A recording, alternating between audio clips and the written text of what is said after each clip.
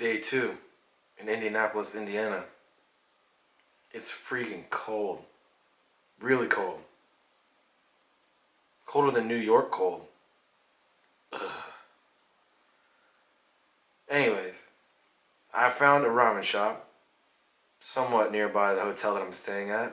It's called Ramen Ray's. Hopefully, my experience there is not like the Google reviews would lead me to believe it will be. The Google reviews range anywhere from 5 stars. Wow, this is the most authentic ramen I've ever had, and I used to live in Japan. All the way down to, I wish I could give this place 0 stars. It smelled like disinfectant, but was filthy, and there were flies everywhere. So I don't really know what to expect, honestly. I've never heard of Indianapolis having a very strong ramen culture. Actually, one of the ramen groups that I'm in, both the ramen groups that I'm in on Facebook, I've asked people where good spots are in Indianapolis and surrounding areas, and this place did come up actually before I even arrived. So maybe it's not so bad. I don't really know. But we're about to go find out. Ramen Ray's, check it out.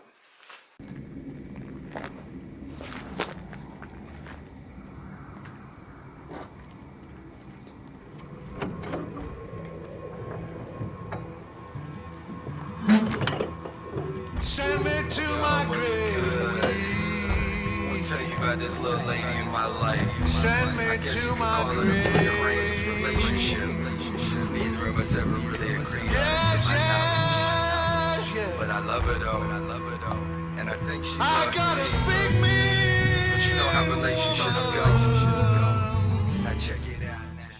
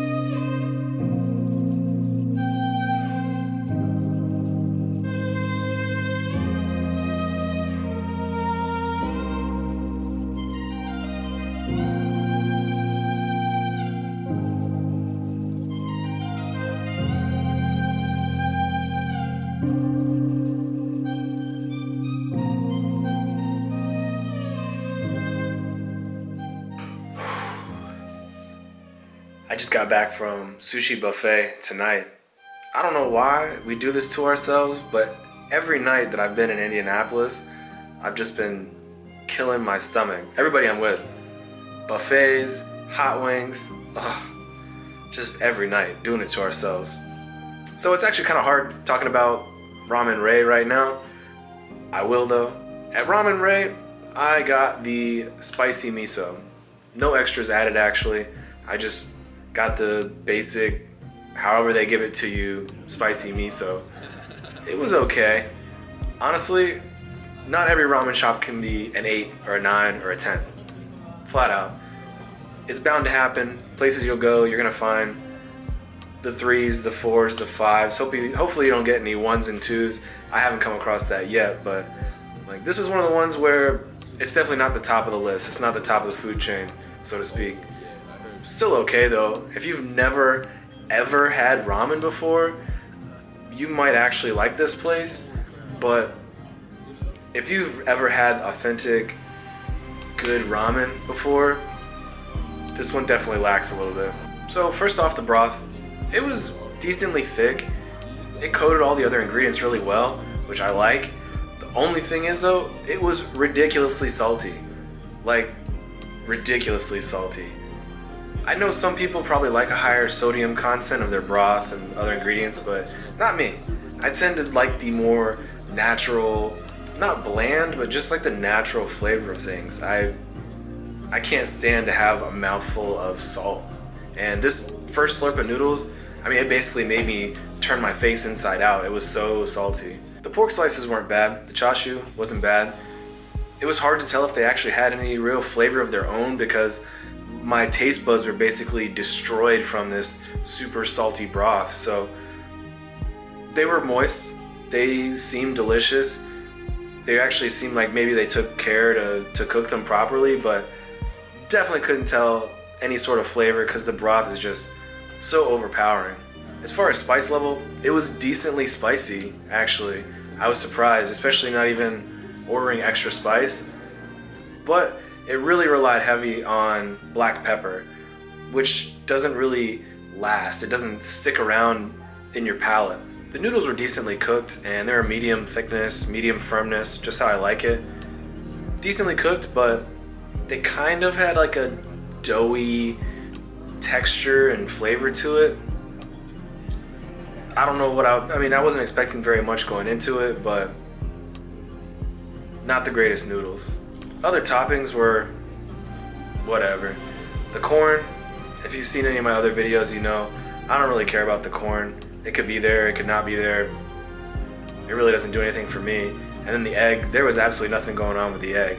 It was just there, plain, like half-boiled, I guess they call it, egg. The restaurant did have its own sort of unique vibe. It was a pretty nice, chill environment. I liked that at least. Little dimly lit, not super bright, but not so dark that you couldn't see who was around you. And it actually kind of had a little like Mexican cantina feel to it. It was pretty nice. It was unique. There was plenty of seating, so nobody had a problem getting a place to sit. And the staff there was actually really nice. So overall vibe was pretty good. I enjoyed going there and sitting down and eating. Here comes the slurp score for Ramen Ray. The broth had some nice qualities about it, like it coated the noodles and the other ingredients perfectly, but it made me shrivel up like a raisin. So for that, I give it a 4. The chashu, pretty good, not bad. It's hard to tell if there was any real flavor, so I'll give it a 5. Spice, it was decently spicy. It was okay, but the only thing that I couldn't really get into was the heavy black pepper. So for that, I'll give it a 6. The noodles were actually decently cooked. Didn't have much flavor of their own, except like a little doughy flavor. Not terrible though, so I'll give them a 6. Other toppings, totally not necessary. Egg had nothing going on. The corn, I don't really appreciate. So I give that a 4. Overall vibe of the restaurant was pretty good. Had its own little unique style, plenty of seating. So for that, I'll give it a 7. Total score for Ramen Ray comes out to a 5.33.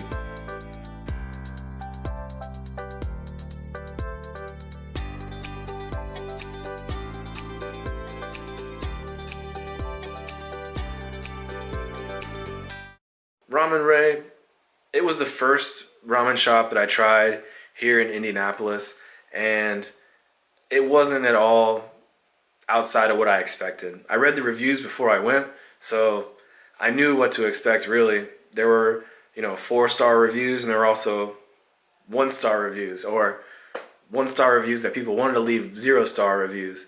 As I said before, if it's your first time getting ramen, you might think it's awesome, especially if you really like salty foods, then you might really, really like Ramen Ray.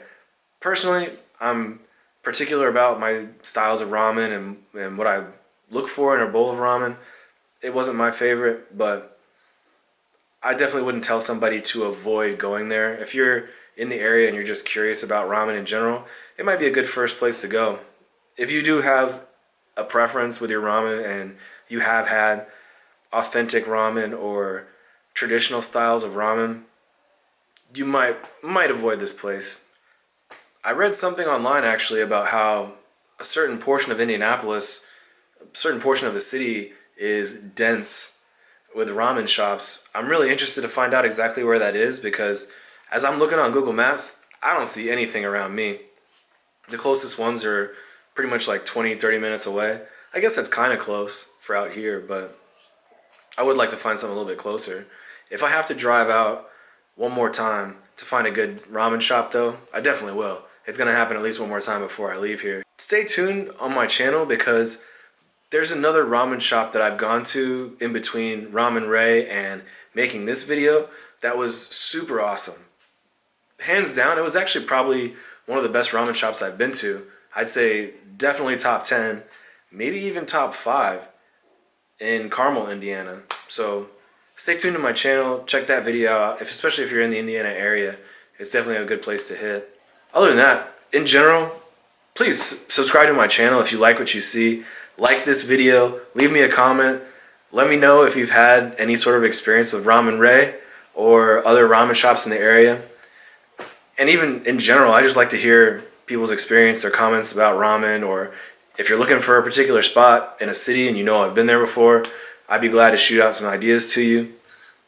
And as I like to say, leave this world better than you found it. Take it easy.